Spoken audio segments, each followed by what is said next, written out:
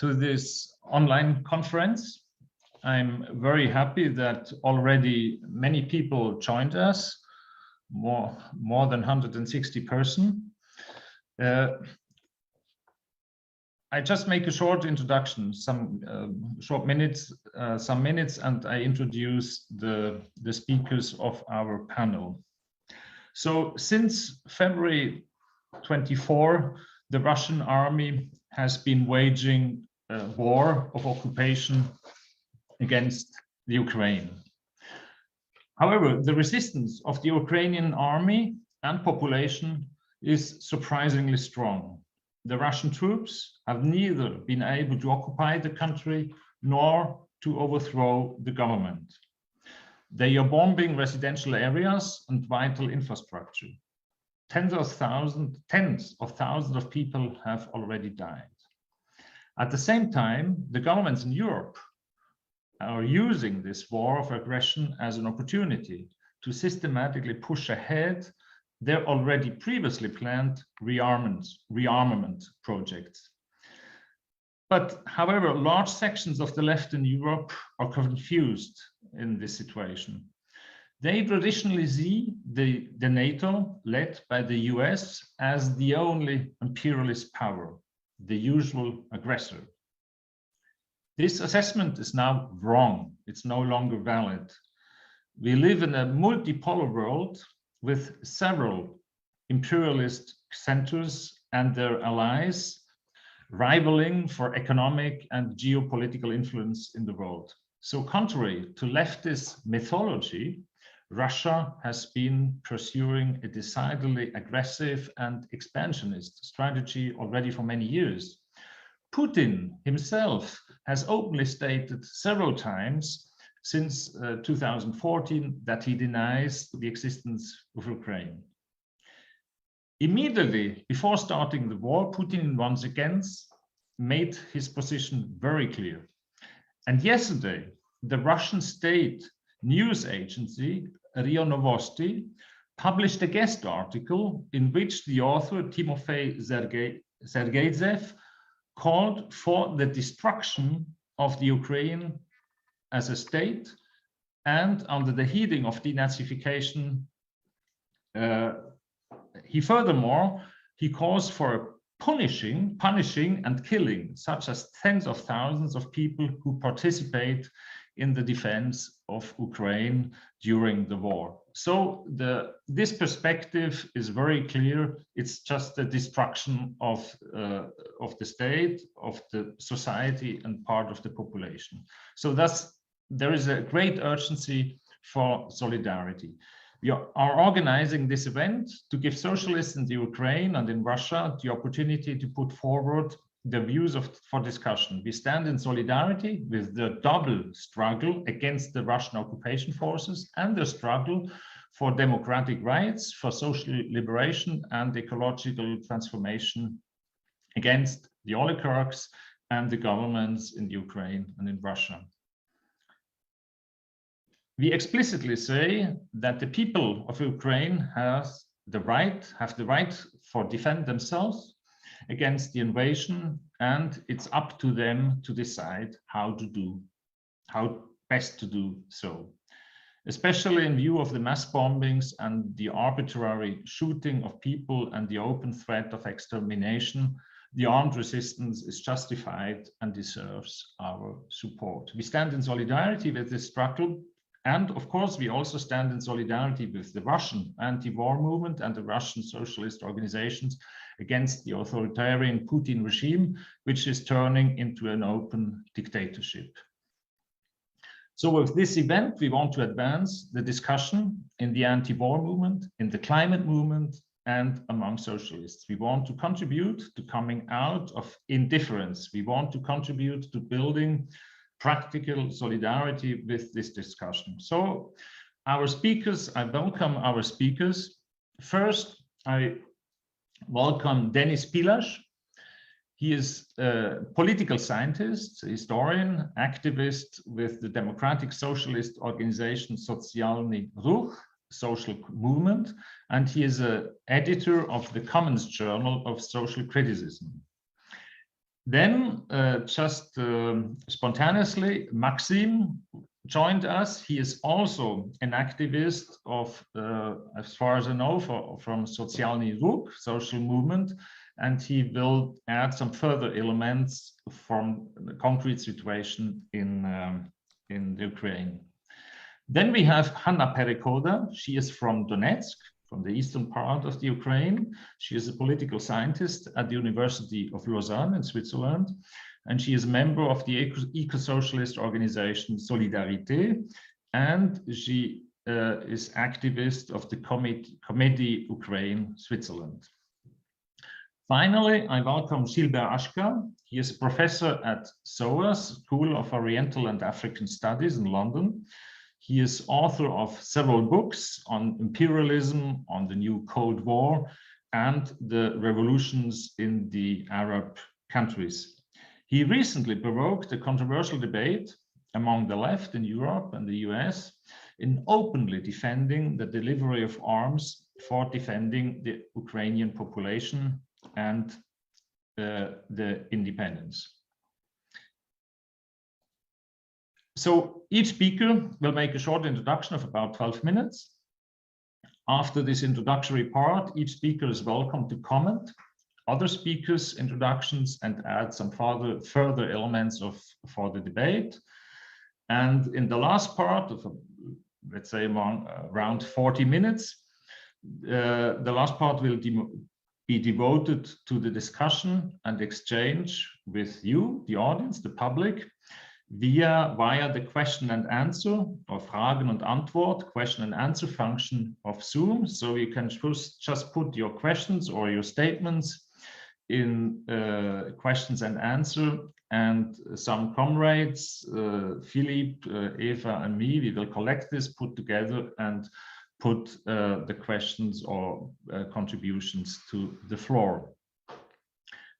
So finally, I wish you all a fruitful and productive discussion.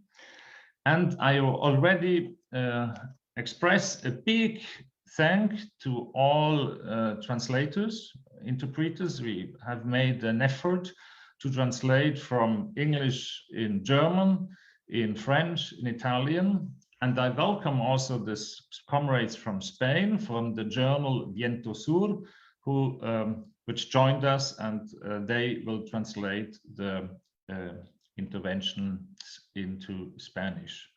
So the conference is organized by the relaunched Journal of Emancipation, supported and co-organized by the Swiss Movement for Socialism, and as I just mentioned, also supported, endorsed by the Spanish journal Viento Sur. So I just give Dennis Pilas the opportunity to start and to give us a concrete picture of the situation in the Ukraine. Thank you. So we are now, and after 40 days of full-scale Russian invasion against Ukraine, and while this is a result of a unilateral aggression by the right-wing dictatorship in Russia that has already led to deaths of tens of thousands of people, and the lives of tens of millions of people have been broken. So many had to flee their homes. Many millions have crossed the borders of Ukraine to other European states, and many more millions had to relocate inside Ukraine to more safer cities and regions, though actually no region is safe completely, and the Russian missile and airstrikes, they can hit infrastructure and buildings throughout the country. And actually many people had no option to leave, and they had to stay hiding in their basements, or just in their apartments, or in the metro, in the underground. And actually, people in Kiev, Kharkiv, in Chernihiv, and other cities and towns have been constantly shelled by the Russian artillery and airstrikes. And actually, this recklessness of the invaders, it has invoked some of the worst pages, the darkest hours of our history, like the Nazi invasion against the Soviet Union. And many have already compared the siege of Mariupol to the Nazi siege of blockade of Leningrad. And probably the death toll there will be huge, and many people are dying of starvation and of direct Russian bombs. Some towns and cities have been almost completely destroyed in the hostilities, like Volnovakha or Izium. And well, it's like living in a constant existential horror when you are checking updates from your friends, and you have people who stay there, and you have no connection with them. And I have friends who have been for 2 weeks in the Kiev suburbs of Vorzel and Irpin, that were without any electricity, fresh water, heating, and no connection with them. They were fortunate enough to evacuate ultimately, but the fate of another this residential town in the Kiev suburbs, Bucha, is now well known to the entire world. And actually, this evidence of mass atrocities conducted by the Russian military with dozens of executed people, with numerous reports of rape and other violence against the civilians, with mass graves. So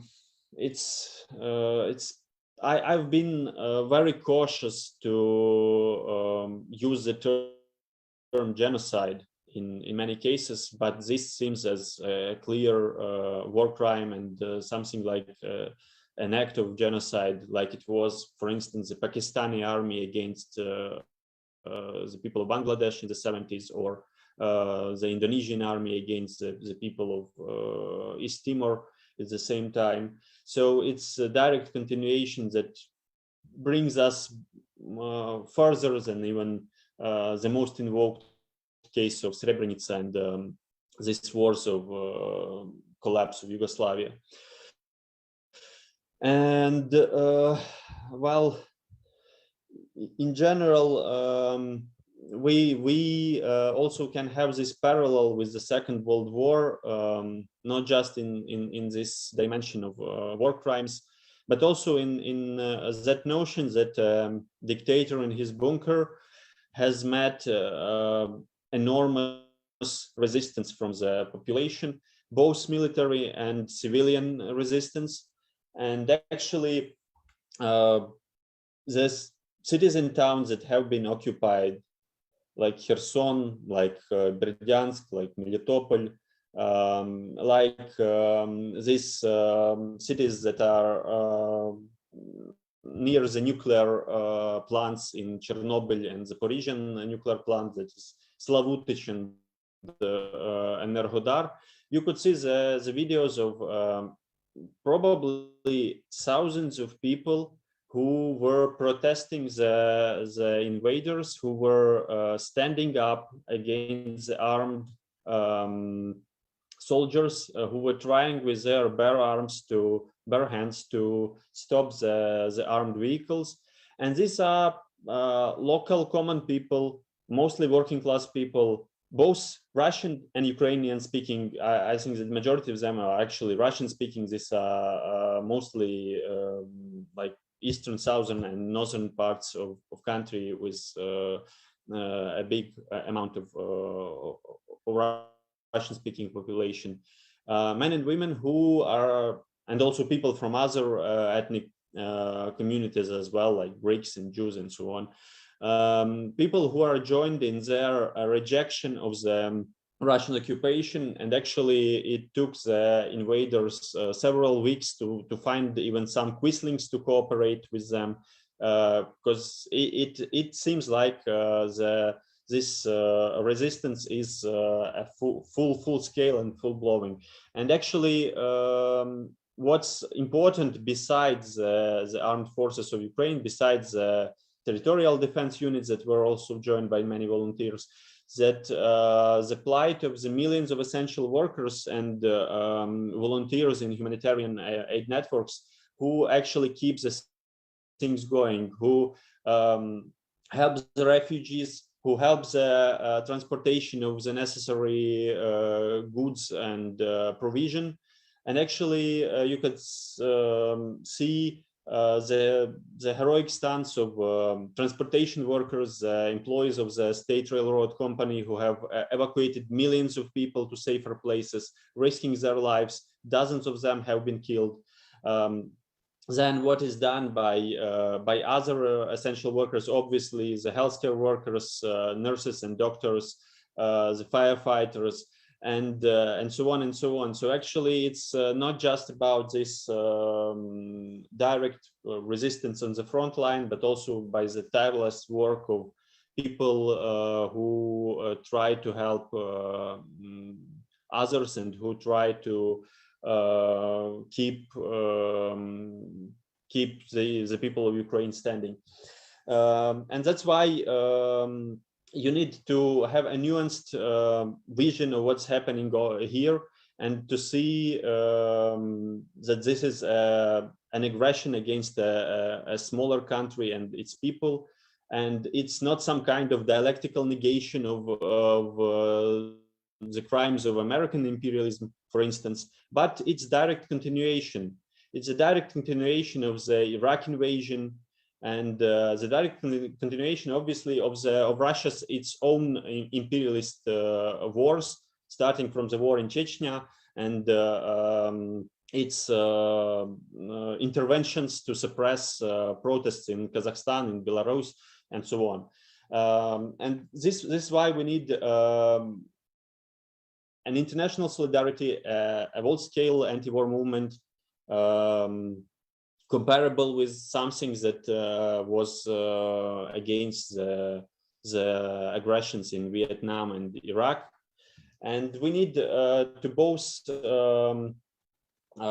raise these demands of immediate support for the people in Ukraine. That means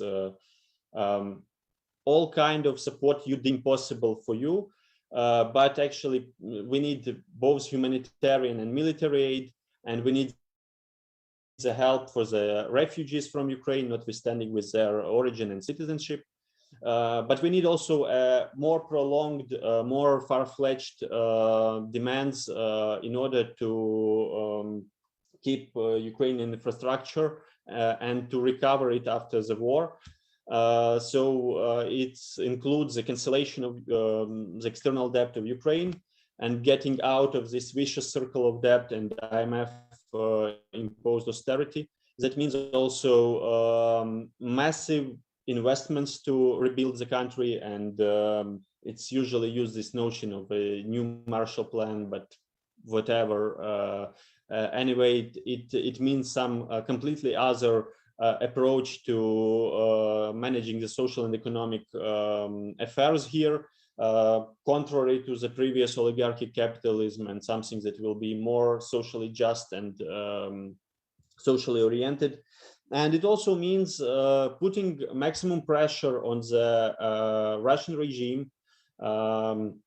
And we know that there are all these personalized sanctions against the Russian oligarchs and the members of the Russian ruling class, but they still can use lots of exemptions to continue to store their wealth abroad in this context of the existence of tax havens and the offshore capitalism.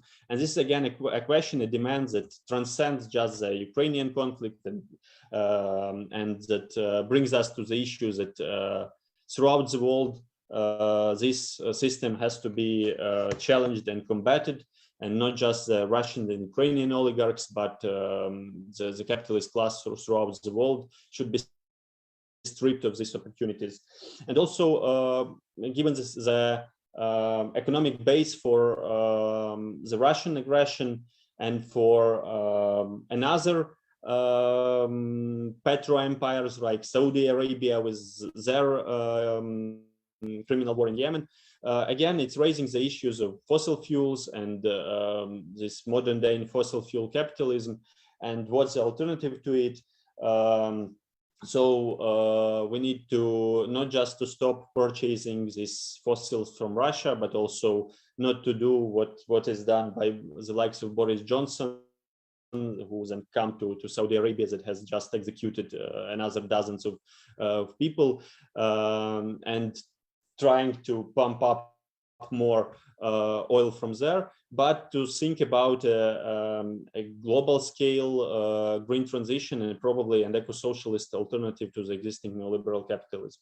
So this all we can see as concrete demands in regarding to stop the war, Putin's war on Ukraine, how they go further beyond to the vision of how the entire world has to be changed, and obviously the security architecture in the world has also to be transformed completely, because this dominance of imperialist powers, great powers with their veto right in the Security Council, again, it has to be challenged, and we need to get this vision from below, the vision that prioritize not these big imperialist players and their security concerns, but actually the rights of the peoples and the countries that are smaller and they are historically oppressed. Thank you for this invitation, and I hope to participate in the exchange.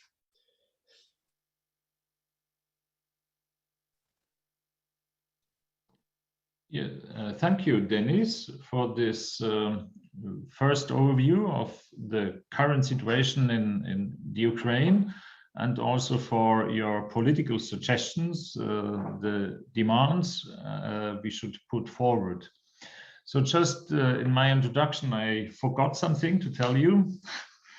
I must excuse two participants.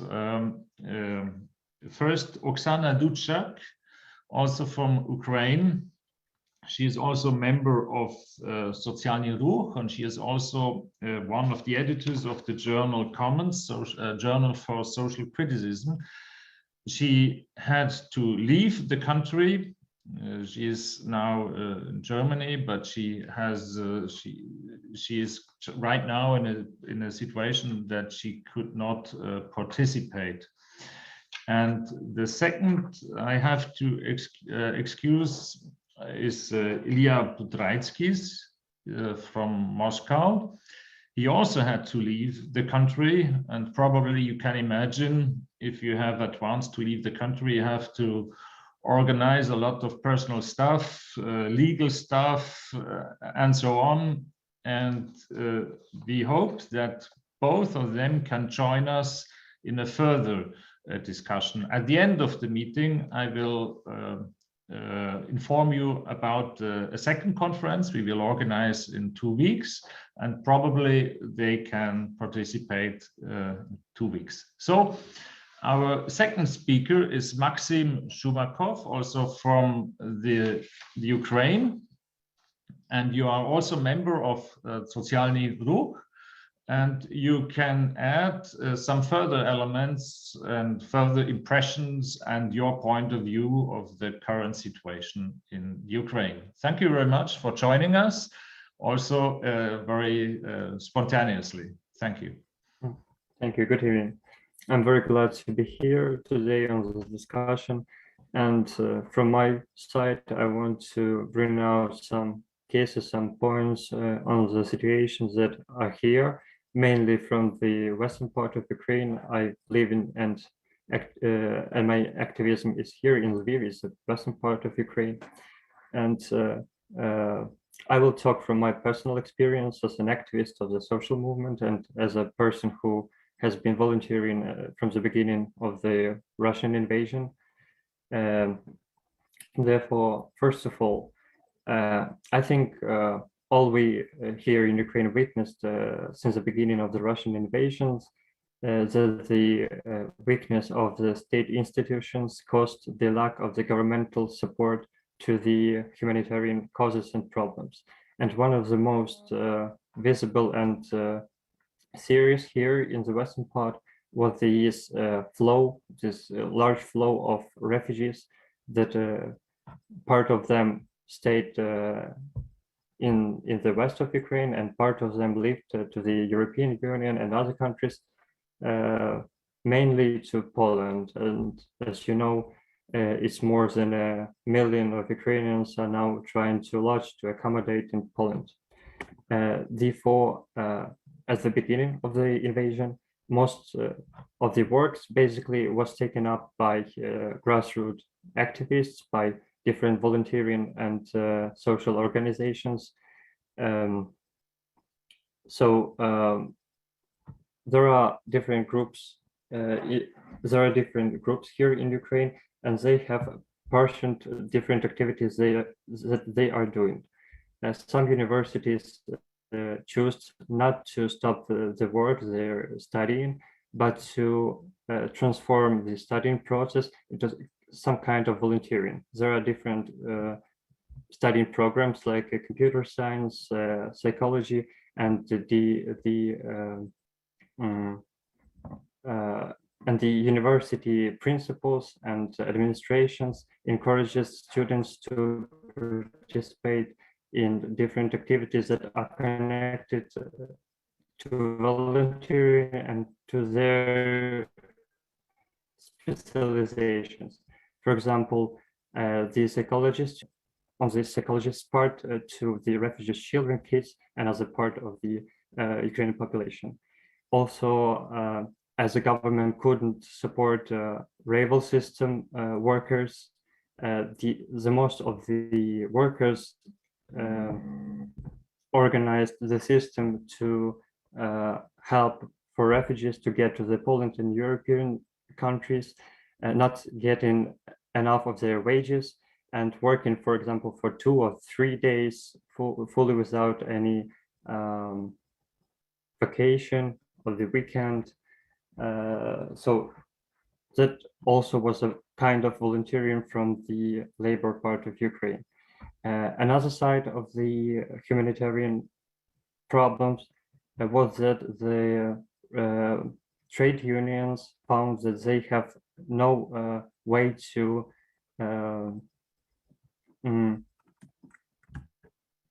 have a limited to support the trade union. The trade unionists are taking part in the defense units, for example, in territorial defense. So not all of the equipment can be provided for them from this part. Another major humanitarian problem here in Ukraine is the problem of accommodation and lodging in Lviv. For example, in my apartment, there was some people from Kharkiv, from Sumy. Dnipro is a city that on the eastern part of Ukraine. And when they tried to later on to rent some accommodation in the city, they've discovered that the prices that was average before the war are now really higher, and it's very hard to find a good accommodation with good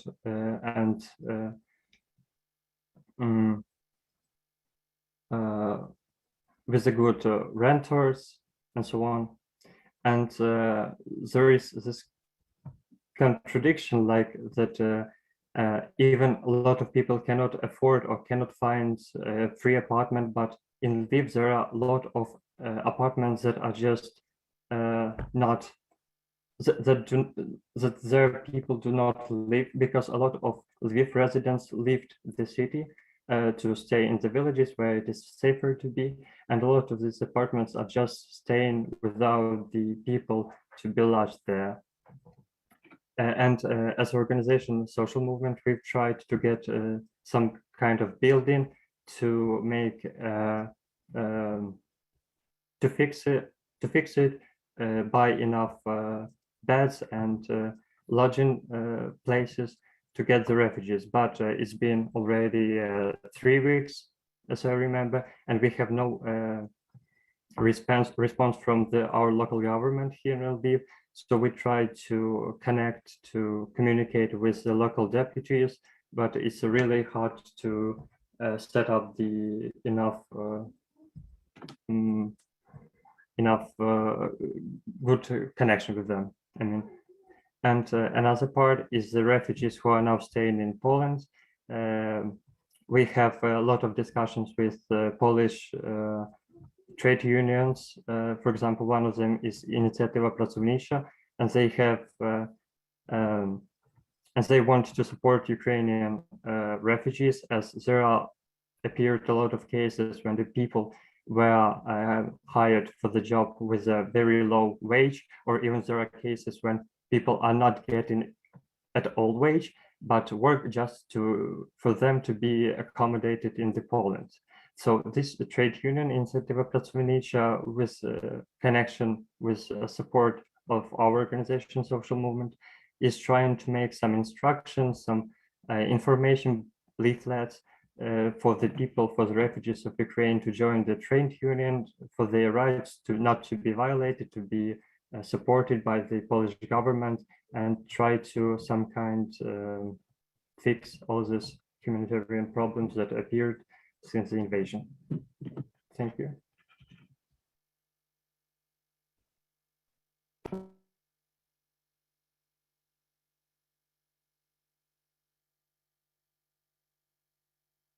Christian Thun. Thank you very much, Maxim, for giving us this very concrete picture and for giving us also some thoughts of how we can develop solidarity activities. So now I welcome Hanna. She will give us some more historical views on the emergence of the Ukrainian nation. And Hanna had worked at the university very intensively on the concept of nationalities of the Bolsheviks. And based on this work, she can give us some insights how to deal currently right now with the national question. So Hanna, it's up to you. Thank you very much. Yes, so Ukraine is the second largest country in Europe after Russia, but its history is very little known here in the West. It remained for a long time in the shadow of the Russian historical narrative, and let me say it clearly from the beginning, I think it's partly because of the ignorance of this historical dimension of Russian-Ukrainian relations that we are now powerless witnesses of this barbaric war that Putin's army wages against the Ukrainian population. Until 1991, Ukrainians didn't actually have their own state. They were incorporated into empires and they were ruled by those who didn't recognize them as a separate political and cultural community, considering them instead as a part of their own nations. This was particularly the case for Ukrainians in the Russian Empire. Ukrainian society was influenced by this long history of imperial domination and by an opposition between the countryside and the cities. The cities that were centers of colonial domination in Ukraine. And I will just give you a quote by a certain Leon Trotsky, who described the Russian presence in Ukraine in the beginning of the 20th century. So he wrote the following: separated from the essential mass of the population, not only but by their level of life and their mores, but also by their language, just like the British in India. Landowners, industrialists, and merchants grouped around them a narrow circle of civil servants, employees, schoolmasters, doctors, lawyers, journalists, and even workers, all of them Russians. Therefore, they were transforming the cities into the centers of Russification and colonization. End of the quote. So in the beginning of the 20th century, being Ukrainian actually meant and was a synonym of being a peasant. So there was a strong correlation between ethnicity and social position in Ukraine, which led to the inevitable politicization of both national and class identities. In 1917, when the Russian Empire started to disintegrate after the revolution, Ukrainians took the initiative to form their own state. However, the projects of society were very numerous, and the interests of different social and political forces too. The civil war broke out, and Ukraine became a war zone where many governments succeeded, changed until the Bolsheviks took power in the 1920s. And the Bolshevik leaders began to realize that the formerly separate Soviet Ukraine was not only a good tactical response to neutralize the Ukrainian nationalists, but it also had some long-term advantages because in this conception, Leninist conception, each Soviet nation was to have its own delimited territory, its own national state. So by making such a concession to nationalities, the Bolsheviks hoped to preserve the territorial integrity of the former Russian Empire and to transform it into a socialist state where in the future, all the nation would merge and would disappear, first in the Soviet Union and then in the worldwide scale. And this policy of promoting a formal national independence was pursued within the framework of a very centralized state, especially from the economic and political point of view. And this is what gave the Soviet Union its distinctive form and created this knot of contradictions we deal with today. In the 1920s, in Ukraine, there were certain concessions made to Ukrainians in the cultural, economic, and political spheres. But with the rise of Stalin to power in the late 20s, these concessions were replaced by repressions in order to be able to finance the industrialization, to feed the growing urban centers.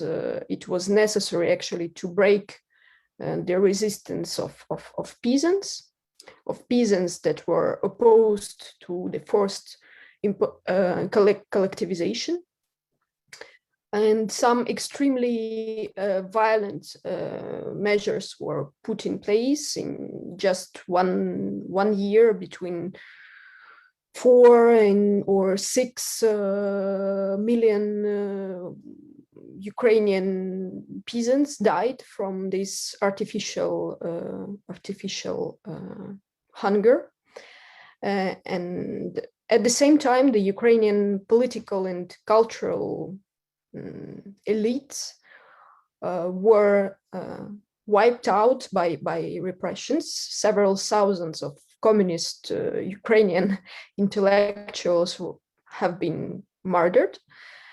But even after this, the Stalinist repression, the Stalin era, during the second part of the 20th century, a large part of the Ukrainian population was still subject to a kind of assimilation policy, because despite the slogans about the friendship of Soviet nations, the Russian language and culture were the only ones to be really promoted. And yeah, more and more Ukrainians were changing their language, their identity. It was also the case in my family. So ethnically, we're 100% Ukrainian, but the generation of my grandparents started to speak Russian in order to integrate themselves into the urban Soviet society, in order to stop being despised because of their peasant language. So therefore, my mother tongue is Russian, like the most of Ukrainian. It is the case for the most of Ukrainian urban population. So yeah, that was my short historical excursus to Ukrainian history. Yeah, so as you know, Ukraine became independent in 1991, but Russian domination and its different forms persisted, because the balance of power between the former colonial core Russia and its former colonial periphery Ukraine was never really questioned. And now Russian imperial ambitions are killing Ukrainian civilians. They are threatening the world peace, and it's reality we need, and we need to face it. And it is an imperialism driven by the resentment of a fallen empire. And this is also an imperialism of states that do not have any alternative political or economic project to propose to the world. And it can only rely on its military force. And and this is also the imperialist project of a special mission, because it is convinced of defending a conservative vision of the world, refuting any democratic ideas, and any attempt for a democratic change is something Putin destroys, not only in Ukraine, but he tried to destroy it also in Georgia, in Belarus, in Kazakhstan, in Syria, etc., and many other countries. But above all, he's trying to destroy this democratic alternative in his own country.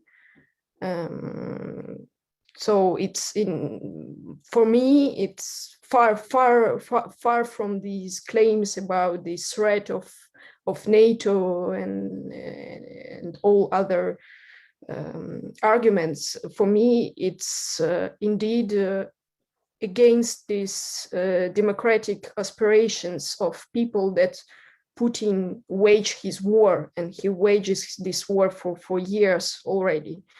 And the invasion of Ukraine is kind of a culmination point of this long process that some of us didn't want to face up. And from my point of view, some of us were also locked in kind of a Western-centered vision of imperialism. So, but now the people of Russia and the people of Ukraine and those of the whole region are kind of taken hostage by Putin and by his clan, and they are ready, as we saw it, they are ready for any barbarity. But yeah, I think it shouldn't paralyze us. On the contrary, it's time to act, and I agree with all the revendication and demands that Denise explained to us. And yeah, many of us want to live in a peaceful and more egalitarian world, and I think we can do more to go in this direction. So I will stop here. Thank you.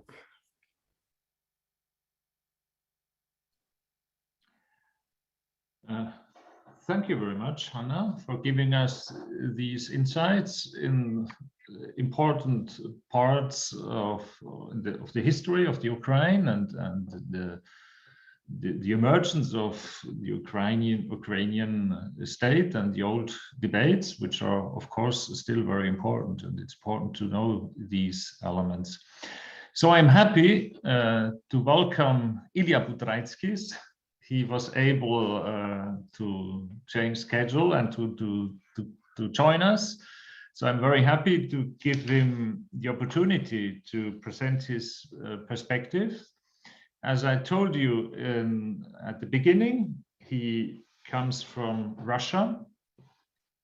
He has taught at the university, at the School of Social and Economic Science in Moscow, and he regularly publish articles in Left East and Open Left and other publications. And it's very important for us to really bring together left people, socialists from Russia and Ukraine, and of course from Western Europe. So it's up to you. Welcome, Ilya. Thank you very much for having me here. Unfortunately, for the last months, I'm not living in Russia anymore because the situation became quite dangerous for any people who openly declare its anti-war position. But anyway, I'm still in contact with my comrades, with the people who are still in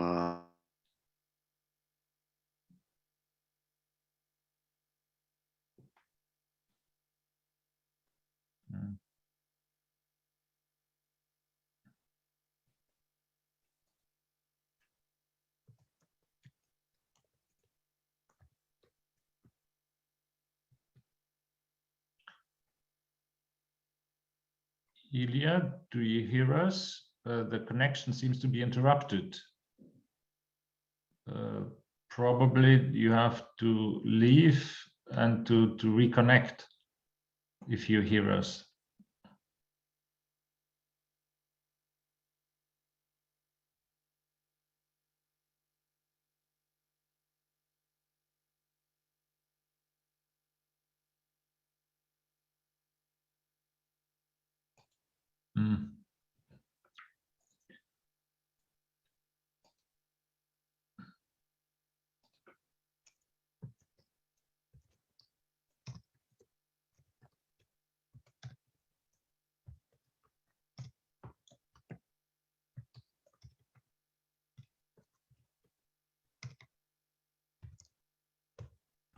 Maybe we can start with Gilbert and then yes. see if I just sent him an email. We changed the schedule. I hope he can reconnect, be reconnected.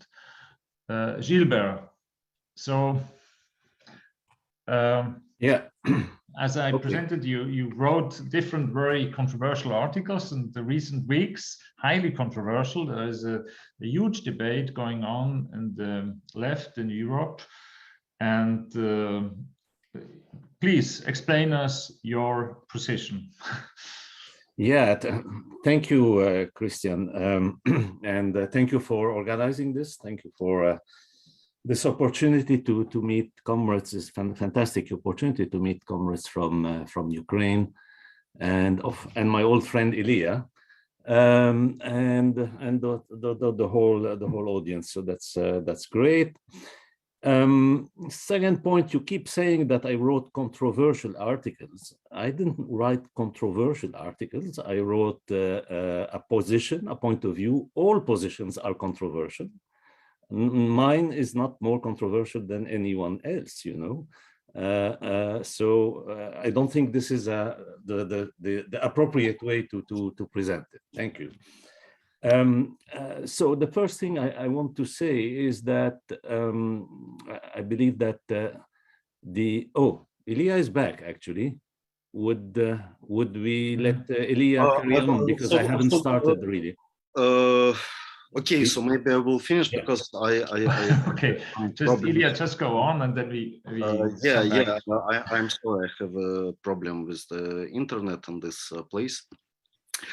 So the first point is that we are entering the fascization of the political regime in Russia. And for example, if you go into all this terrible situation with the massacre in Bucha, in the nearby Kiev, after this shocking facts, Russia not just start to deny or put some kind of alternative facts agenda, but in fact it start to justify the massacre, which is kind of new for the Russian propaganda style. So, for example, yesterday there was appearance of a number of articles. One of them was published on RIA Novosti, which is the mainstream official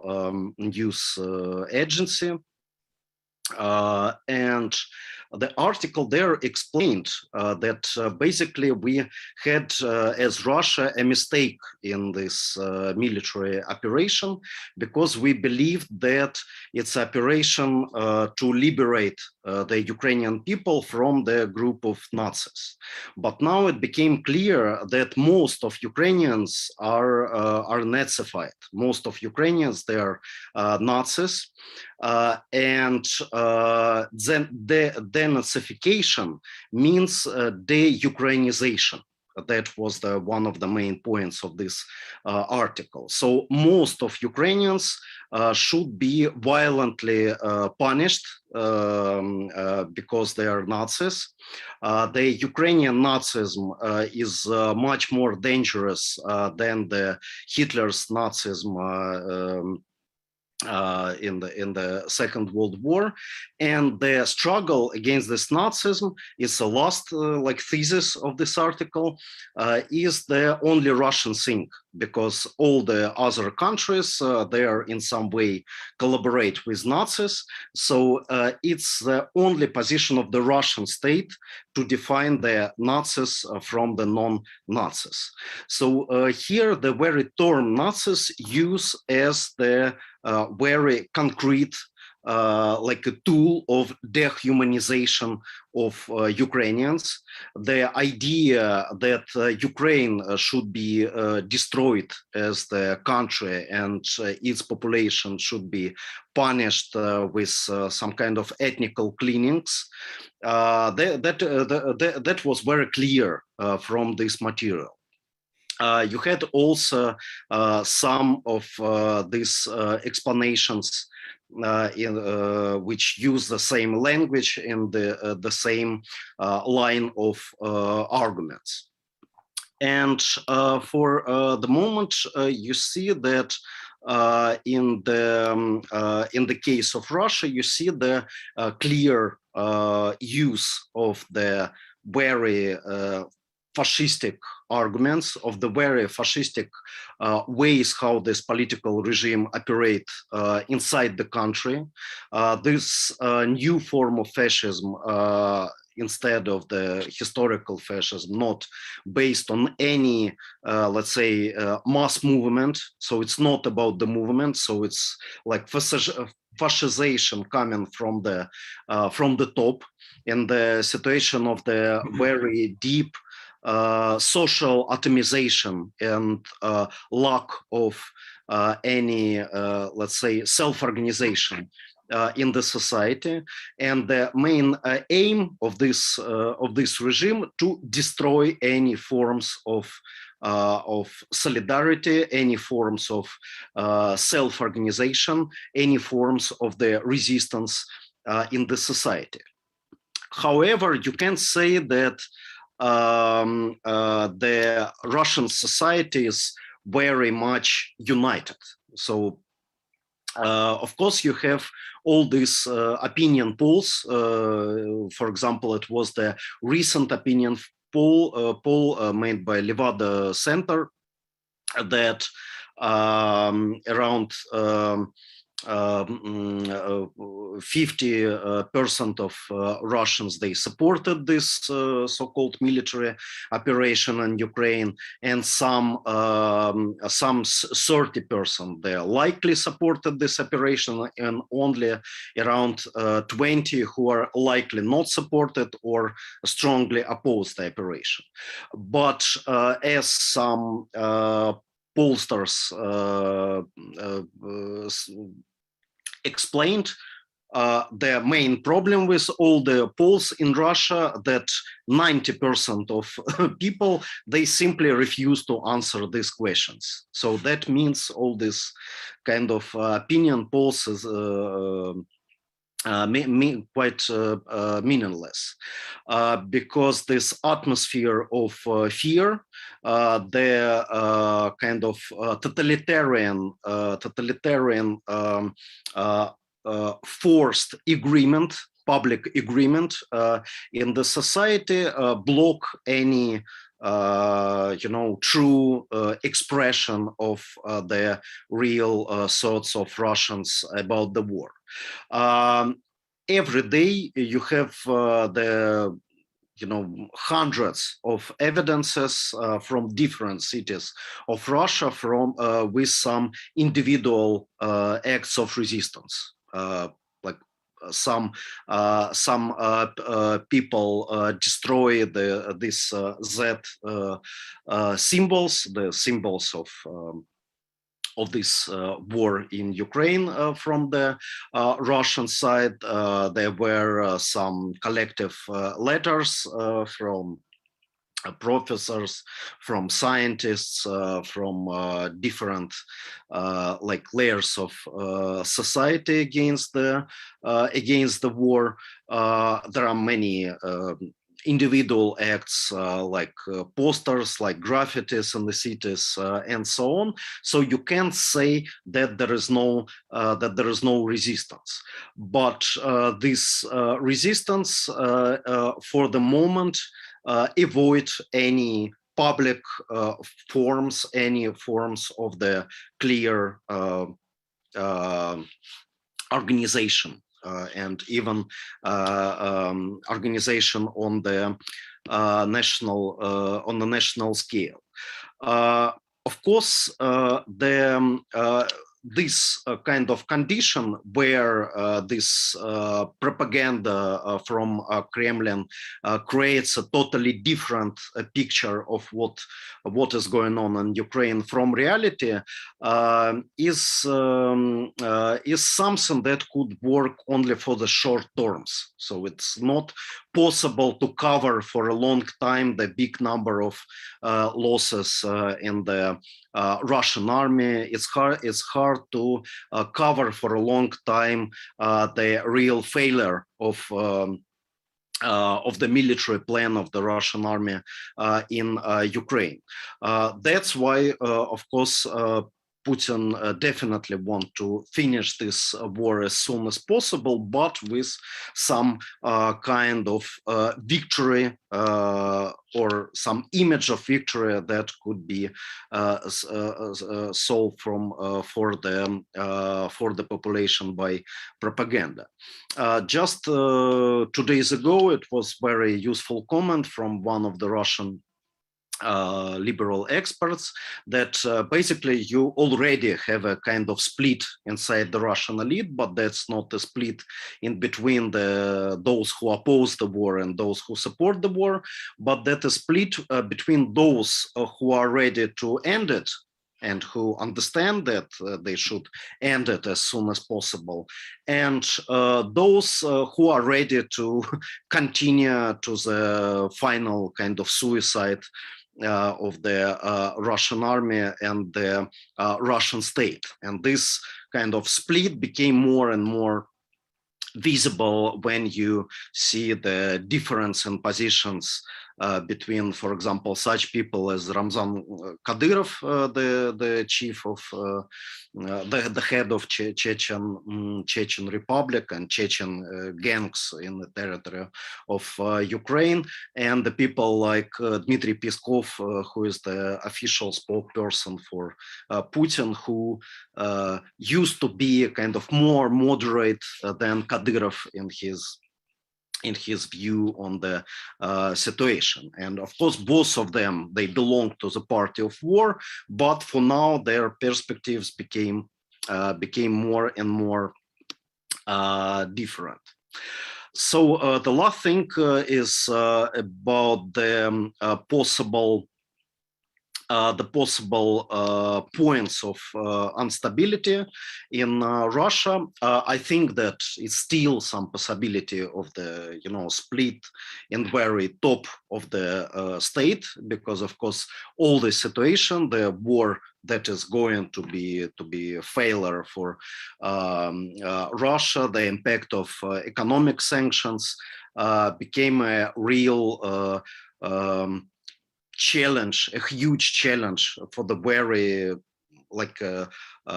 model of the Putin's state, and it's hard to imagine that they will survive through this challenge. But also, I think that it will be definitely some kind of problems or with in between the Moscow and the regions of Russia, because of course Russia is a very diverse country with a very multinational population, and the idea of the Russian world should be something not acceptable for the national minorities who are presented quite massively in the Russian army.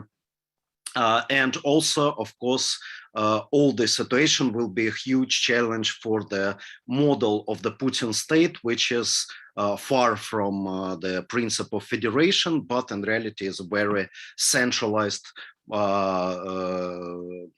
state where the Moscow rule the regions of Russia. And also, of course, some social protests there also possible as far as the economic crisis and the failure of war will become more and more clear. So I probably will end with it. So I just try to maybe put some points, but of course they could be developed and detailed in many ways. Thank you.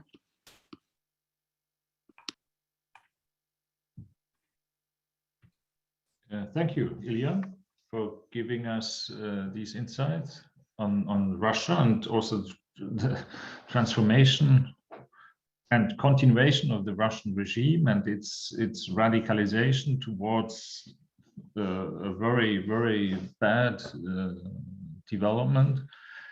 So we come back to Gilbert. Yeah, thank you, Christian.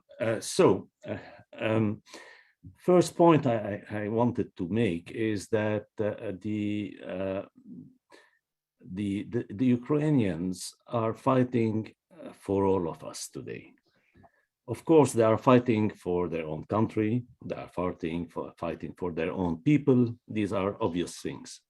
But they are also fighting for the Russian people. Actually, they are also fighting for the Russian opposition, the Russian Democrats, the Russian internationalists, because the better they resist, the better the chances will be for those who fight for democracy and against war and imperialism in Russia itself. The better the conditions will be for them. And the same goes for the rest of the world. This is really today one of those crucial fights against imperialism. There were quite a few of them over time. The resistance of the Vietnamese people against American imperialism was very crucial in determining the global conditions of the time. The defeat of the United States paralyzed US imperialism for a period of 17 years.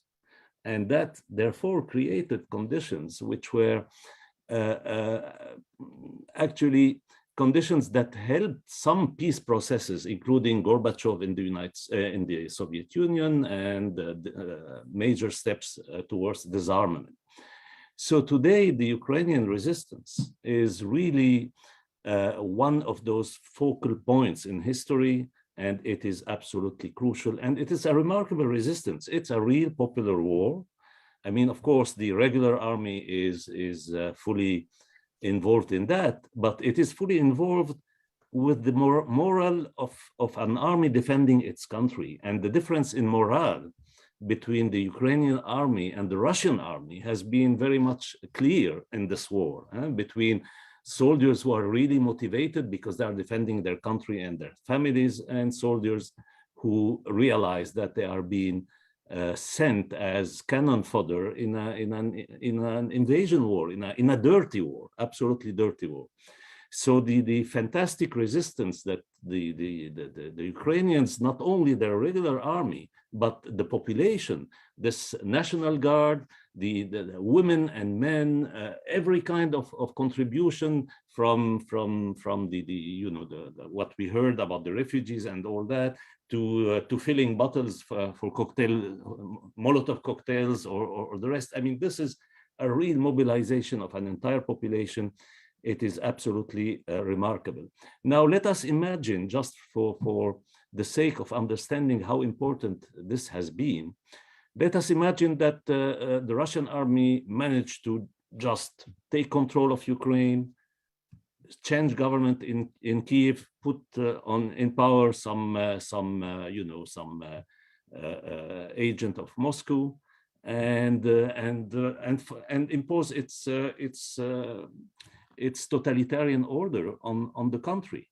Well, that would have been an absolutely disastrous result. Again, not only for Ukraine and the Ukrainians, it would have been a hugely disastrous result for the Russians, for the Russian Democrats, for the Russian opposition and all that, and for the rest of the world, because we would have been in a situation where NATO would have, been reinforcing and going ahead in this warmongering that happened already, because already Vladimir Putin has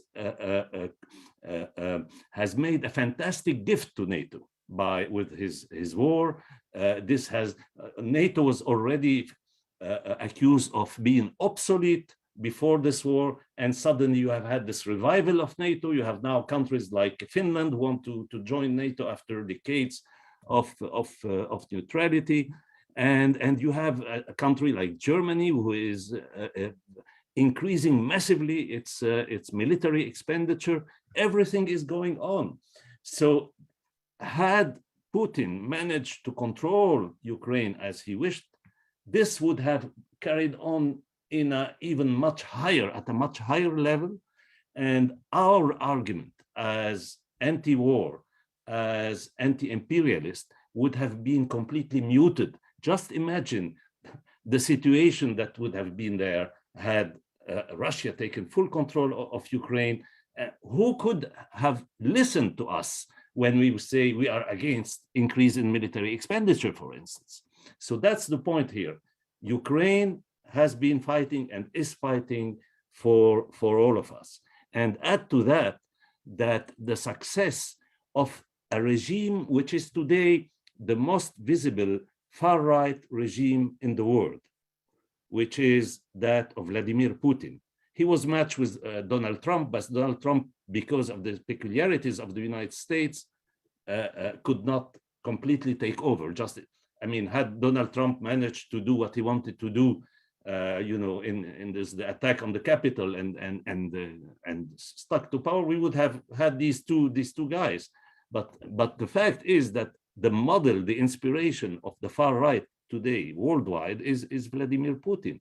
And had he been successful, this would have reinforced massively this trend.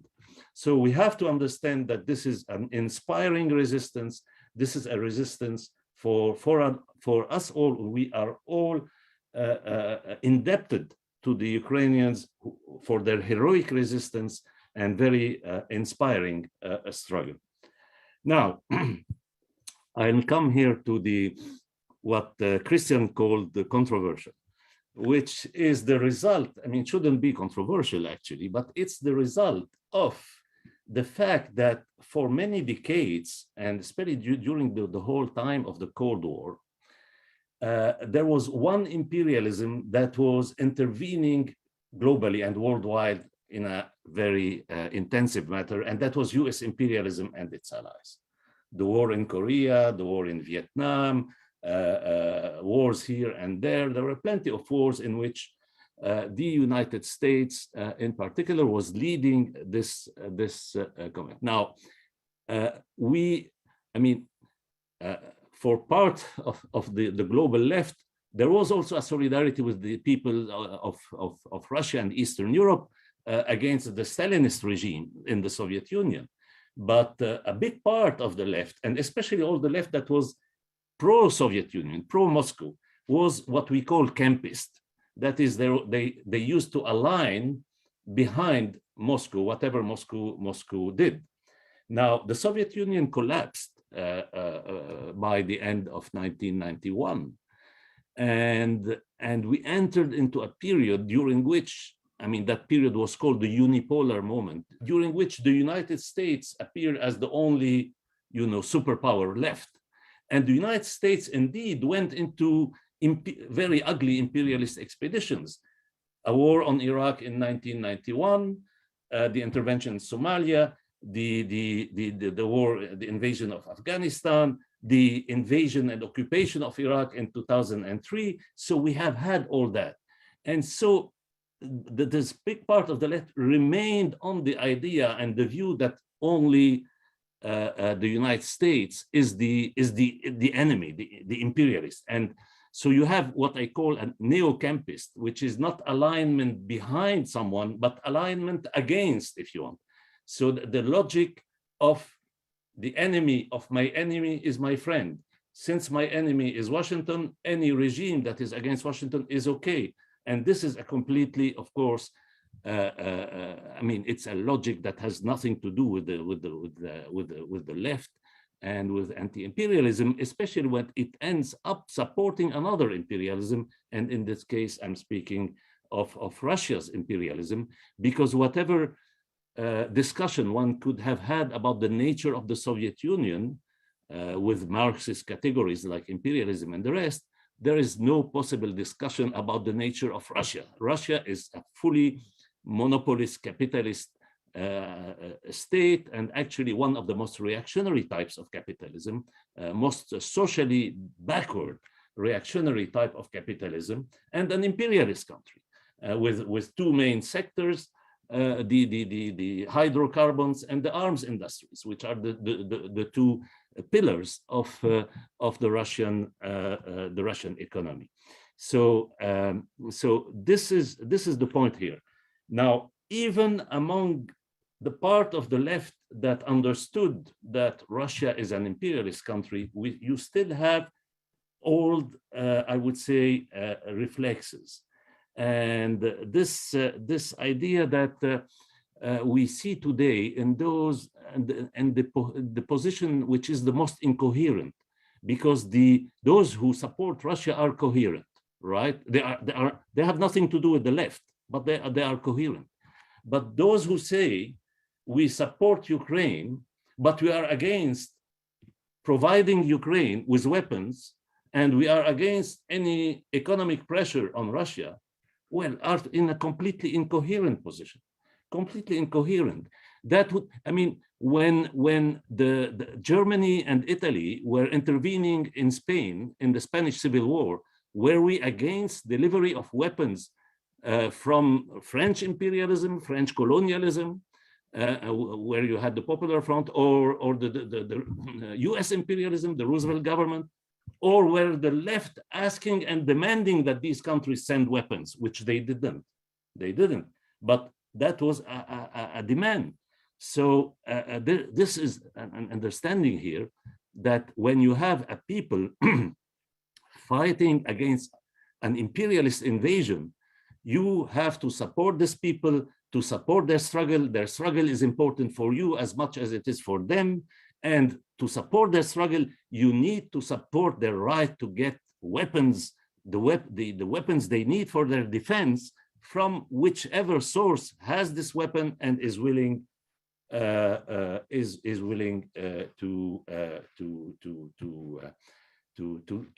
give them that. So this is the point here, which you call controversial. It shouldn't be actually, but there are taboos. I mean, Hannah mentioned Leon Trotsky. Well, he has a famous text of 1938 where he says, if fascist Italia wanted to send weapons to the Algerian fighters against French colonialism, just because of opportunistic reasons, because Italy is a rival of French colonialism, Italian colonialism, then we should support this. And he even says, if the port workers in Italy are on strike, they should stop the strike for the weapons. They should do an exception to let the weapons be sent to the Algerian fighters against French colonialism. So, I mean, this is a famous article. It's not a problem here. The issue is you don't need the Trotsky or whatever reference. The issue is clear. It's not a matter of religion or the Pope said that or it's in the gospel. The issue is that you can't support a people and the right to fight if you consider that they are fighting a just war, and say at the same time you are against support, giving them the means to fight. This is a hypocritical position, which ends up actually in calling them to capitulate. Because I hear some people, parts of the left, say, oh, we are against sending them weapons because that prolongs the war.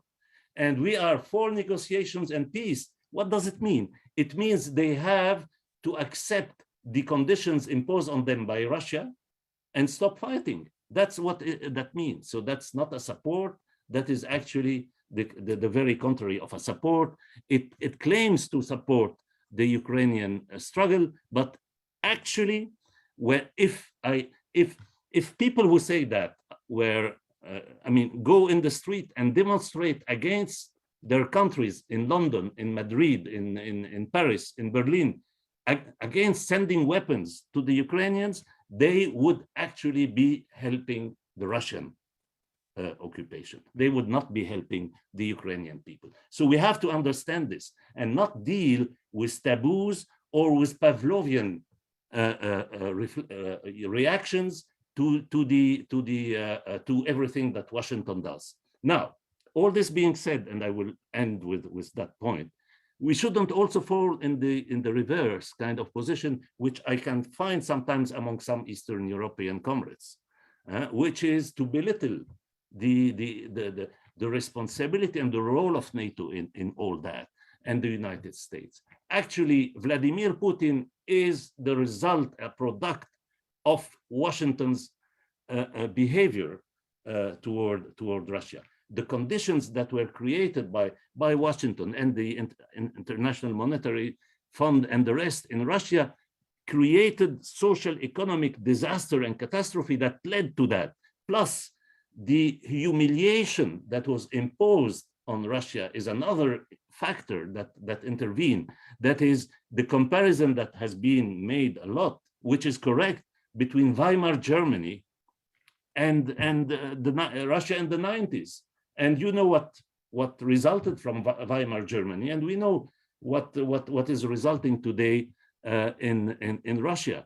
And the United States proclaimed a new world order when the Soviet Union collapsed, and yet what you had exactly the contrary. Washington went into illegitimate wars in Kosovo against no mandate from the United Nations Security Council. It was from the point of view of international law, that was an illegal war. Kosovo, the invasion of Iraq, of course, the big one, and that has created the ground, you know, and also the kind of conditions that enabled someone like Putin. And actually, when they blame Putin, he tells them, you are hypocrites because you did the same. And on this, he is right, I'm sorry to say, but he is right on this. So we have to say all that. And comrades in Eastern Europe should understand us. We are fighting against imperialism. I mean, I belong to an area who is suffering from both imperialism. I'm an Arab, I'm from the Middle East, and we had them both. We had American imperialism, disastrous in Iraq. We have Israel, the ally of US imperialism, and we have Russia. We have Russian imperialism in Syria and all that. So we have them all. And that's why I think we are in a privileged position, with a lot of quote marks on privilege, to understand that the fight against imperialism is against all imperialist countries and should be as radical against every one of them as it is against the other. Thank you. Thank you, Gilbert, for these very clear arguments and very consistent, very coherent arguments.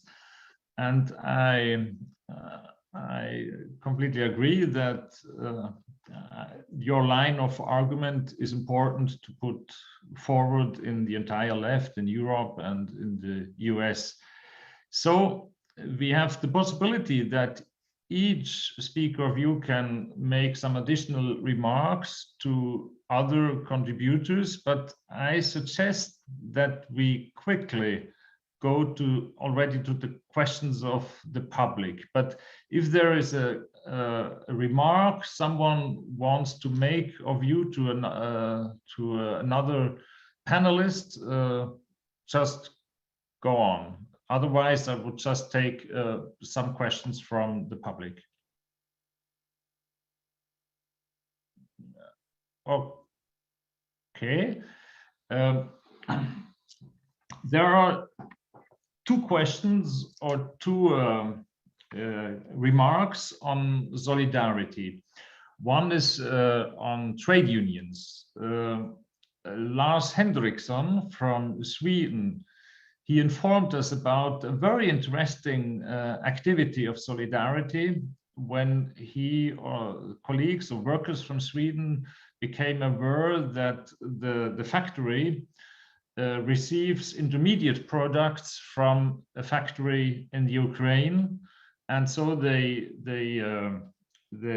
produced a solidarity message. And this, of course, was very friendly welcome by the Ukrainian workers. It's just a very concrete, small example, but this is a very sympathetic activity, of course. Then I would ask probably to Dennis or Maxim if there are activities going on labor solidarity, or if there are more some kinds of projects going on. I've read that from UK there is some kind of convoy being organized? That could be a point of discussion that you, Maxim, or Dennis could inform us. And the second question, also to Maxim and Dennis, is someone asked, what's about Sozialny Ruch, social movement? What kind of organization it is? It's just a small group of young radical leftists without any social influence, or what you're doing in your, what kind of activities you are doing? So probably one of Dennis or Maxim can take one of each question. I suppose they are interconnected, so yes, of course we can react on both. So actually, yes, it's what Lars sent this example of worker-to-worker solidarity. Yes, it's quite inspiring, and actually it's one of the things we try in social movement in Sozialny Ruch to do, to connect working class people and their organizations from abroad with pretty concrete working collectives here and their organizations. So we have lists of needed staff that is required by a number of local branches of our comrades at trade unions. And I think that we should do more these connections on the level, on this grassroots level, not via all this, bureaucracy and so on, but with directly labor unions speaking to labor unions and workers speaking to workers. And also, yes, you mentioned the convoys, the comrades from the labor movement in the UK, they are have long been organizing this Ukraine Solidarity campaign that has been raising the issues of Ukrainian workers for I think more than 8 years. And every time we had a major strike, for instance, miners in Kryvyi Rih or transportation workers in Kiev, they could even raise these issues in the parliament. The UK Parliament, and actually it's now still very relevant, because obviously any time, any crisis, just in this framework of shock doctrine, the neoliberal sections of ruling class, they try to seize the opportunity and to cut labor rights and to somehow worsen the situation of the same essential workers that are crucial for the resistance in Ukraine. And that's another example why we need this international solidarity, international pressure, including on our oligarchs and our MPs and our ministries. But obviously there are also these convoys that are in I think Hannah can also add, because her comrades in Switzerland and comrades in France, from the New Anti-Capitalist Party, from Ensemble, from CGT, from Sud, on the side of unions, they are thinking and collecting things to have convoys. We already had the first convoy from Bosnia that had also this important history in the 90s, when there was a leftist trade union convoy to support the people in besieged Bosnia and Herzegovina's cities. And yes, that's why it's important. And a couple of words about the social movement. I hope Maxi will add also. Yes, you could say it's tiny, it's small, as almost all left, progressive democratic left in Eastern Europe. I think besides Razem in Poland, Levica in Slovenia, and left Greens in Croatia, we have no other examples of new left parties that got into parliaments in these Central European states. And we are working in a very harsh condition, combining both worst sides of oligarchic wild capitalism and the legacy of Stalinism with all these atrocities and crimes that were committed in in the name of so-called socialism, and this obviously contributed to the discreditation of the leftist ideas here. But actually, at the moment, I would say that we are the most, the largest and the most visible activist organization on the left in Ukraine, and we are working with trade unions in both the Confederation of Free Trade Unions and Federation of Trade Unions, with the miners, railroad workers, construction workers, grain workers, and so on. We are working with different social movements, with feminist and environmentalist movements. So I would say that at the moment, given the harsh conditions, we are trying to do the best as the voice for the democratic socialist option in Ukraine, contrary to the oligarchy capitalist mainstream. And actually, like without this these efforts, and without also international solidarity, it will be even harsher for us, because if the international left is pointed at here and said that, okay, these people are against supporting Ukraine, and these people are somehow sabotaging Ukrainian defense, and they are anti-Ukrainian and so on, it obviously again contributes to the discreditation of the left in Ukraine. So maybe Maxim and Hanna can also tell something about this solidarity and about social movement. Yeah, thank you. I just wanted to add about solidarity, and that since the beginning of the war, it took long for our parliament to adopt behind the scenes of these all political issues and the international political support to Ukrainian government to adopt the bill that really violates the workers' rights. It lets for the employers to expand the working time for 20 more hours a week, to expand it also to 6 days instead of 5 days. And being the NGO social movement, we cannot gather demonstration, make protest due to the martial law being now in Ukraine. Therefore, the international support for the working class, for our comrades from abroad to support the labor movements, trade unions, it's really significant for to some kind somehow influence the Ukrainian government to support the workers and different workers labor organizations.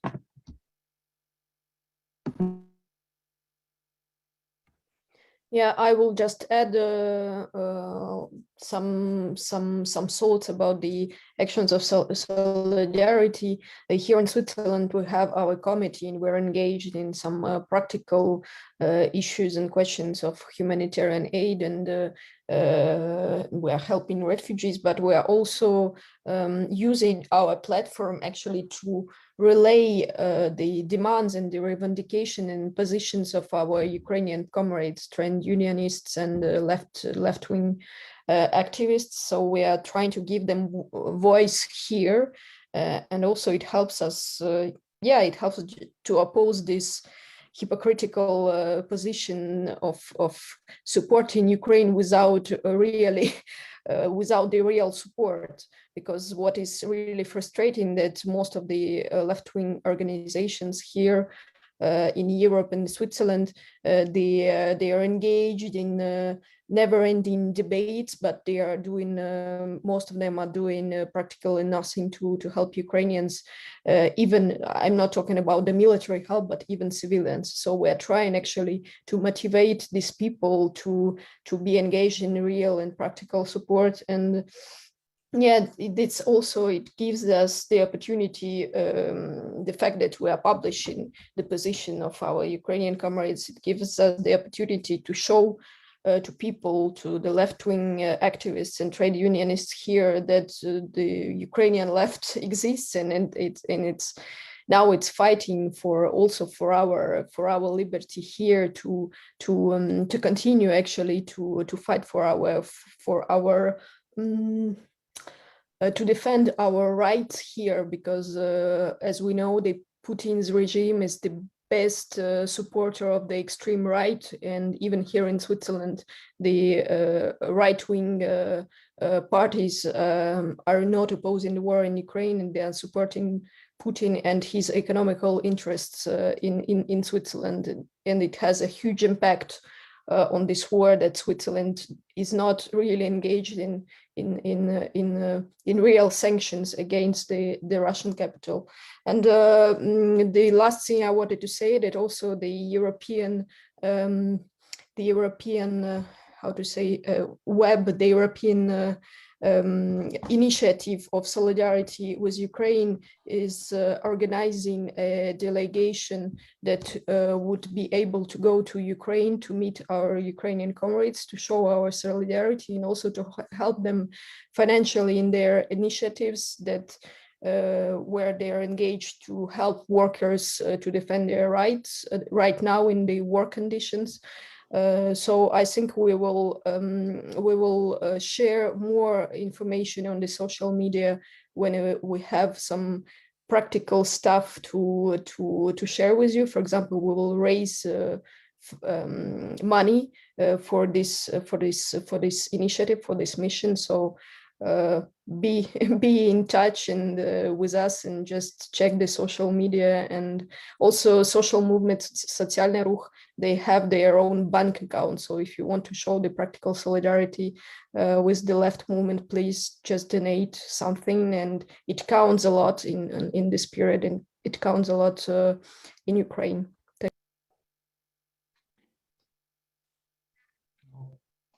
Okay, thank you, Anna. So now there are many further questions. We do not have the time to answer to all these questions, but I would like to pick up 2 or 3 crucial questions which are heavily discussed in the left, have been discussed over the last 5 weeks or so. One question is the question of sanctions. There are, in the German left, for instance, there are different organizations which argue heavily against sanctions, because they say it's an inter-imperialist war, and the sanctions are just one way to make the war. It's a kind of economic war, and therefore they are against sanctions. So what's the position of the Russian left on the question of sanctions? Probably for the Ukrainian left, the question is easier, but this would be, Ilya, if you can try to do shortly to answer to this question, then I would add some further questions just after that, which are also heavily discussed in the German-speaking world, but also in the French-speaking world, as far as I know. Yeah, thank you. In fact, this is very difficult question for the Russian left, because of course we can say that we support absolutely those sanctions which are against the Russian elite, which are against the oligarchs and so on, and we do not oppose the sanctions which harm the population. But the fact is that it's very hard to define one from the other. So, for example, the sanctions against the Russian corporations, definitely they harm the elites, but also they're very painful for the thousands of workers who are losing their workplaces and so on. So I think that the main point should be how we can stop this war, which is destroying Ukraine, but also destroying Russia as well, and killing the future of the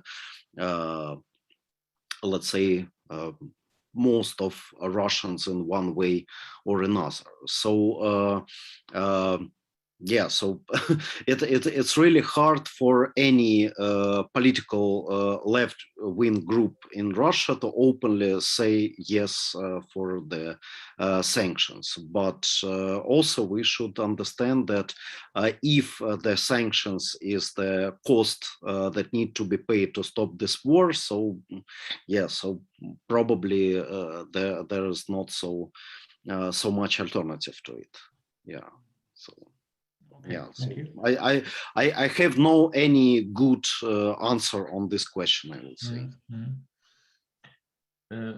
The Ukrainian comrades is there some additional remark, a short remark to the sanction questions? I assume that for you the question is easier. Otherwise, we skip that question for you. Okay, so an important, Gilbert, quickly. Yeah, just to say that I fully understand what Elia was just saying, and I said the same. That is, it's very difficult for us to study those sanctions and say this is a good one, this is not a good one. We don't have the means, so we have to be serious about that.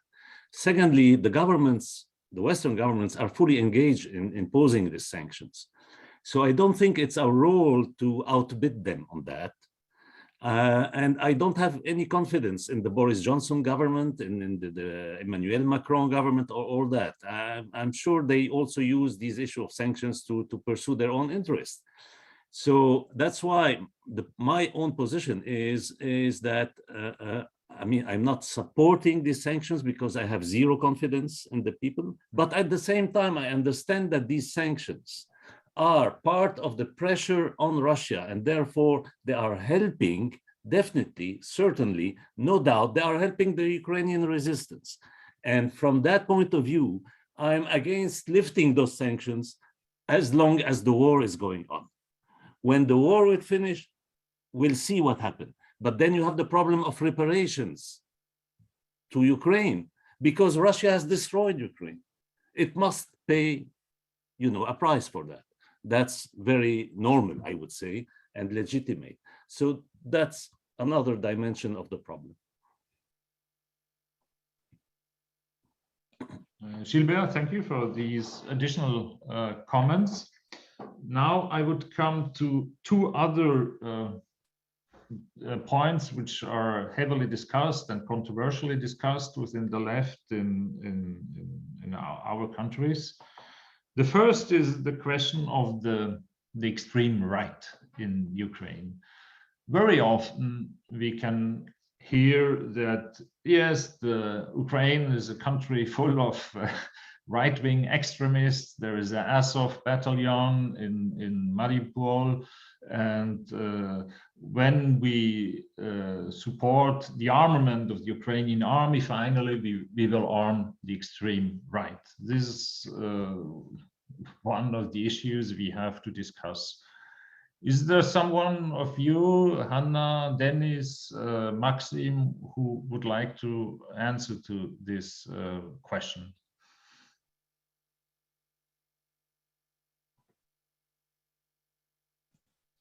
I can react, but my internet connection is now lagging. So do you hear me? Yes, we do. Is anyone else wanting to answer? No, go on. Not, I will answer then after I'll you. proceed. Yeah, okay, do it. I think you didn't hear that I said I will answer after you, but yeah, I can just give some arguments in saying that it's important to understand the more war lasts, the more war is going on, the more legitimacy the right-wing battalions in Ukraine will have, we need to understand that the only reason why the right wing have its legitimacy in Ukraine, it's because the war has started, and it has started because of the Russian invasion in 2014. So it's the only source of their existence and of their image of kind of saviors in the Ukrainian society. But in fact, I don't think we can, I think it was said maybe by the others, but maybe there are people who don't know it, but the extreme right is not represented in the Ukrainian parliament, in the Ukrainian politics, institutional politics. It has a very, very low scores, but it's present in the streets, it's present in the army, and it's not a secret. And I think my Ukrainian comrades are facing this problem every day, like daily. They are confronted to the extreme right violence. But I don't think this is.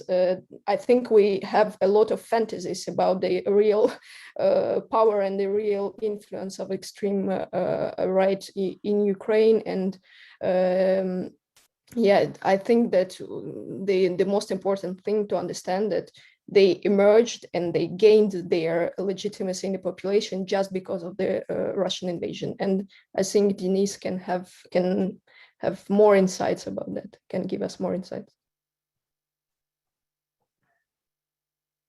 Yes, Denis, can you add some further insights? Maybe I can continue, and when the internet of Denis will be stable, he will join us. So we should actually differentiate the situation that was in 2014 after the Maidan revolution and now in Ukraine, because a lot of people think the situation is totally the same. After the Maidan, there was no almost no regular army in Ukraine, and the strict constitution of the Ukrainian forces. Therefore, in the east of Ukraine, almost all of these troops were composed of different volunteering groups. And yes, largely at that time, it was different far-right groups as Azov or, all of them. But now the situation is totally another after the elections when the Zelensky was elected.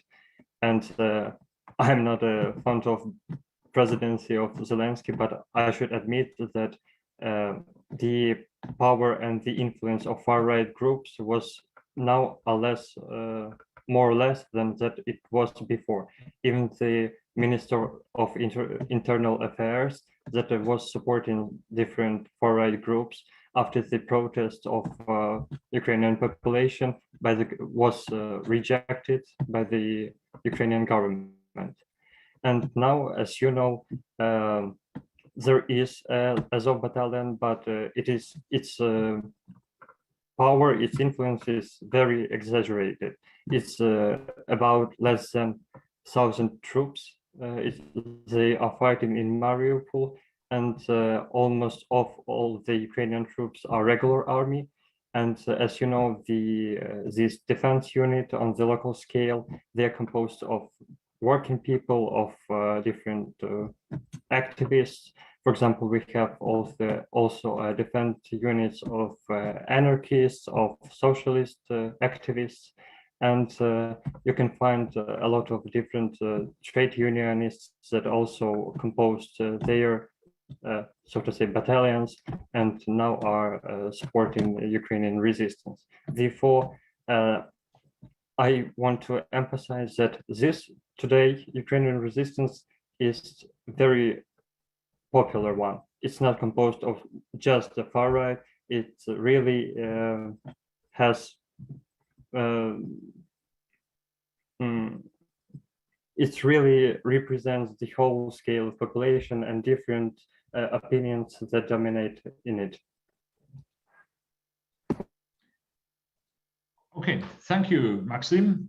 Now time is running. We come almost already to the end of this interesting conference, but I would like to add one crucial question, which is being discussed, also, of course, highly controversially discussed, and some participants, some people from the audience raised this question. There's the question of arms. One argument is that if the Ukraine gets arms, that will prolongate the war, because finally it's impossible to win, to be victorious against the much stronger army of Russia. And if the Western countries, the Western powers deliver arms, it just prolongates the war, and it will destroy the society. We will come into some kind of Syrian situation. So that's one of the issue many people, of course, raise. I think it's important that you answer to this argument. It's heavily discussed, yeah, in German left and other circumstances, and of course also people right now raise this issue. Is there someone who wants to give an answer to this question? I surely can do, but if someone else wants. Yeah, okay.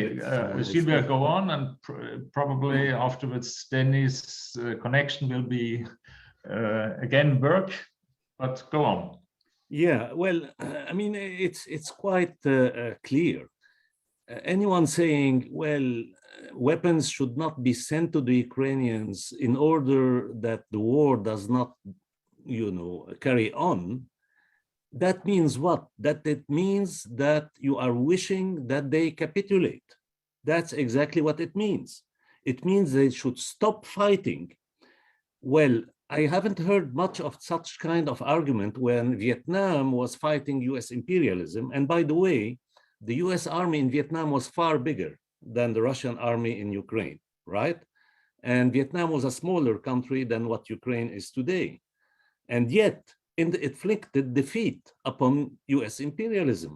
But that also because it got weapons, it got a popular resistance, it got weapons from China and Russia, and the Soviet Union. So, I mean, this is a fight going on, and we have to support the Ukrainians in order even for them to negotiate. Because if to negotiate, you have to create a position on the ground that allows you to get what you may regard as acceptable, as an acceptable compromise. Otherwise, the invader will impose all their conditions on you. So that's it.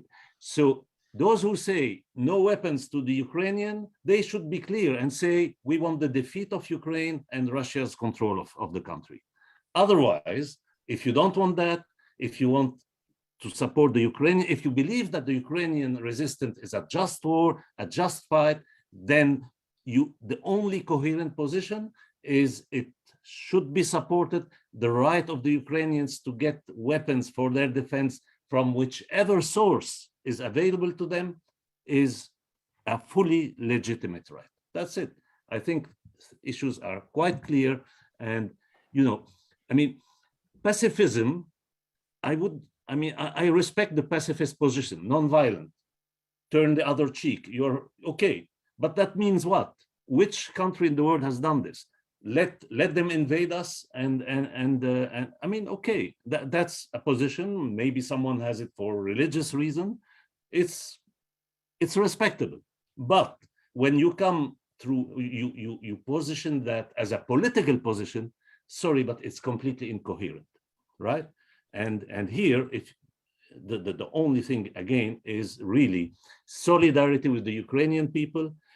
It's not because the Ukrainian people are not brown or black, but they are maybe fair-haired, blonde. That doesn't mean that they shouldn't be supported. I mean, this is a view of the world where you only support fights in the global south against US imperialism, and you don't support people who are oppressed. And the Ukrainian people is oppressed, and we have heard a lot from our Ukrainian panelists about that. So it is a clear, just struggle, and it must be supported without qualms, right? Without taboos and religious feelings. Now the point is, and I want to finish with that. I think Dennis mentioned that the aftermath of this war is very important, because indeed what will happen in Ukraine will be watched very closely. And here the fight of the Ukrainian socialists against the Zelensky government and the attempts. I've just read a statement by Zelensky saying that after the war it won't be a liberal democracy, but there will be army everywhere. I mean, is this the future of Ukraine that you are promising? No. I mean, this has to be fought. And again, our solidarity with Ukraine as a nation is also at the same time a solidarity of our solidarity with the progressives in Ukraine in their fight against their own government. Thank you very much for this clarification. Now, Hannah wants to add some arguments in this respect. Yeah, just wanted to give some thoughts about the fact that if those who are promoting and want Ukrainians and Russian now to make a ceasefire and to have negotiations and to accept the revendication and demand of Russian towards Ukraine, that means that they must understand and they must know that the Russian revendication for Ukraine and the Russian demand for Ukraine, it's so-called denazification, and we understood that denazification means de-Ukrainization, and also that means elimination, a physical elimination of a very large group of the population, which are considered being so-called Nazis by the Russian government. So we must, if you are a pacifist in this situation, you must assume to say openly to Ukrainians, lay down your arms and be ready to be slaughtered, because that's what the Russia proposes you. It doesn't propose any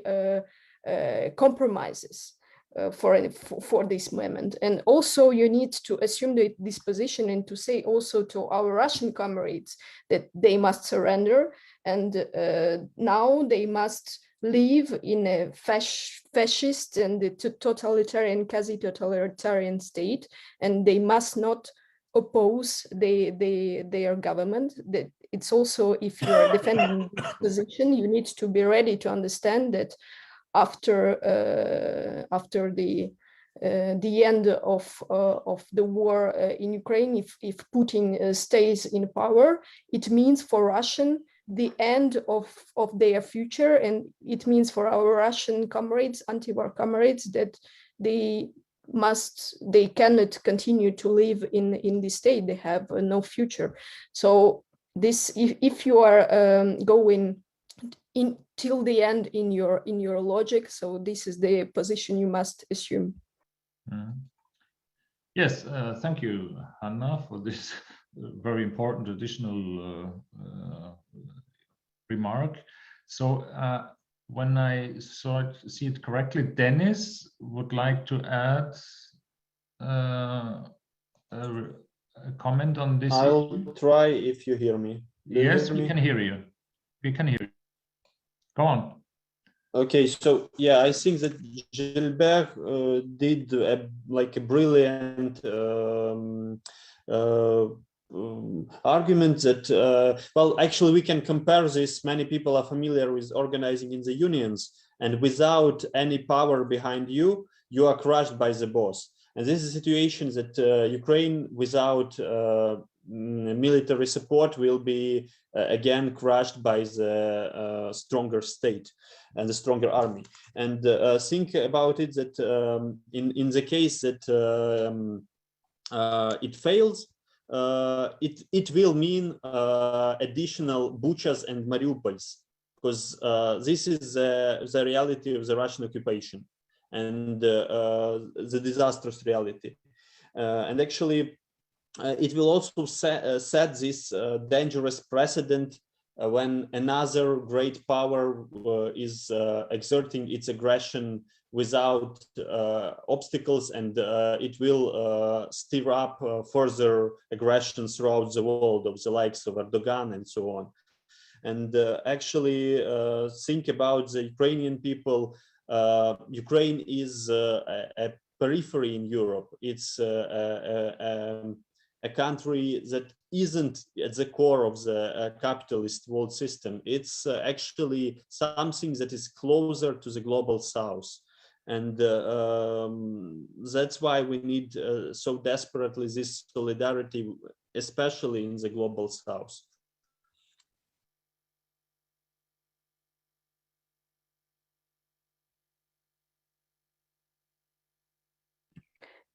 Christian, on t'entend pas. Sorry, thanks. Just before we end, I would like to give for a short answer to Ilya, a short reply. There was one question on the future of Russia. It's a little bit speculative, of course, but in case the Putin regime could be broken down, destroyed, what could happen? What kind of scenarios are possible? Could you give us a very short answer? Because in our next conference, within 2 weeks, we will also have Simon Pirani, who is a very good specialist also on the economic issues of Russia. But could you give us some thoughts on the future of Russia as our last point today? Yeah, it's in cases it's very speculative question, but one thing which is very clear that the current regime is the regime that is very much based on the personal power of one man. And the, let's say, disappearance of this man in one way or another will change a lot. Will change a lot in the direction of the country, in the mood of the Russian elites, with the future of Ukraine as well. So that's the result of the development of this system in the last 20 years. And I think that if something will happen with this one person, any kind of his successor will use this in order to re-establish some relations with the West. That is nearly for sure. But in what form it will come, it's really hard to predict. Yeah, and of course, I believe that the future of Russia will lie in the path of its, let's say, democratization. Because any refusal of Putin's legacy in the international arena also will lead to some kind of demontage of his political system. Okay, thank you for this short remark on possible futures. Now I would like to conclude this conference. I'm very happy that you all were with us, giving us your insights, your experiences. And I think it's just a starting point of developing future discussions, really establish a shared learning process between left and socialists in Eastern Europe and Western Europe. What didn't take place over the last year, what is a huge mistake, a huge deficit. And I think we should go on, really creating learning spaces, shared learning spaces to go on. I'm happy that around in the middle of our conference, more than 210 or 11, 12 people participated on this conference. This is far more than I personally expected before. That shows that it's really many people are interested in exchanging experience and discussing. So I would like to make a short announcement on the next conference, because we were already aware that it could be many people are interested in these debates. We will organize a second conference on April 21, just a little bit more than 2 weeks, the same time on 7 p.m. And we will have, as I mentioned just before, Simon Pirani. He is a lecturer at university in UK. He is a specialist in fossil energies and oil and gas industries, and he is a specialist also on the economic situation in Eastern Europe. We will also have Yulia Yurchenko. She is from Ukraine, a political economist. She also has published recently a book on the political economy of the Ukraine. She teaches at Greenwich University in London, and currently she is still in Ukraine. We will hopefully have Taras Bilus from Socialny Ruch, the social movement, comrade of Maxim and Denis. And hopefully we will also have Oksana Duchak from the Commons Journal, also from Ukraine, who had to leave the country.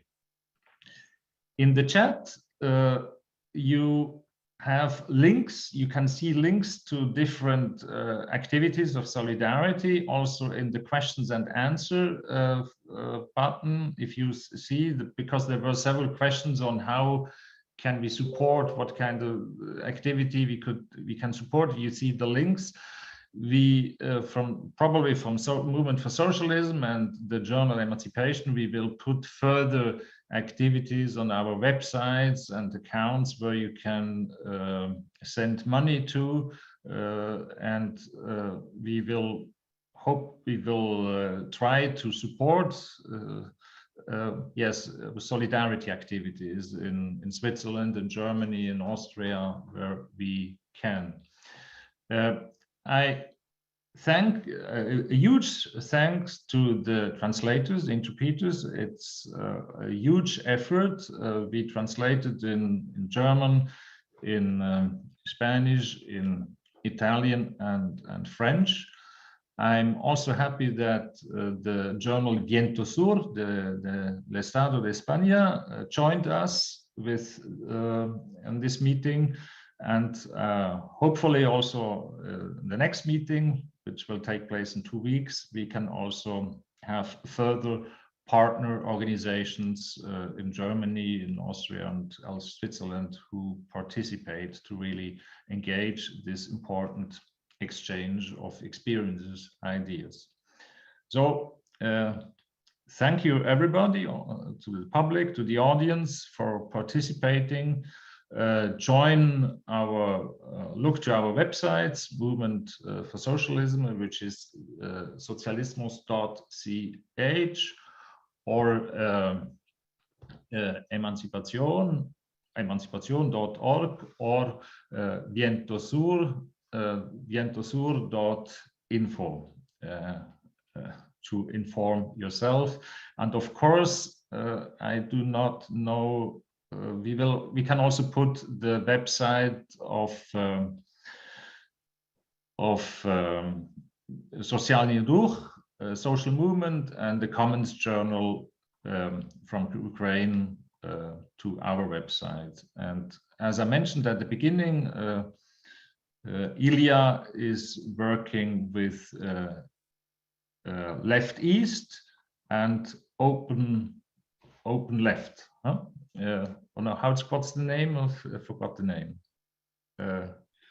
So open left group. yeah, just to mention that for the moment you should follow for the different projects of the Russian socialist movement. Yeah, okay.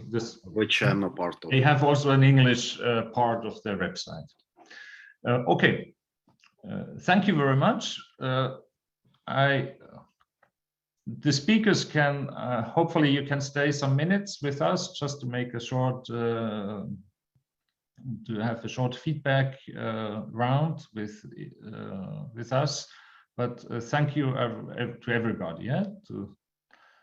So, and hopefully we will see each other within 2 weeks.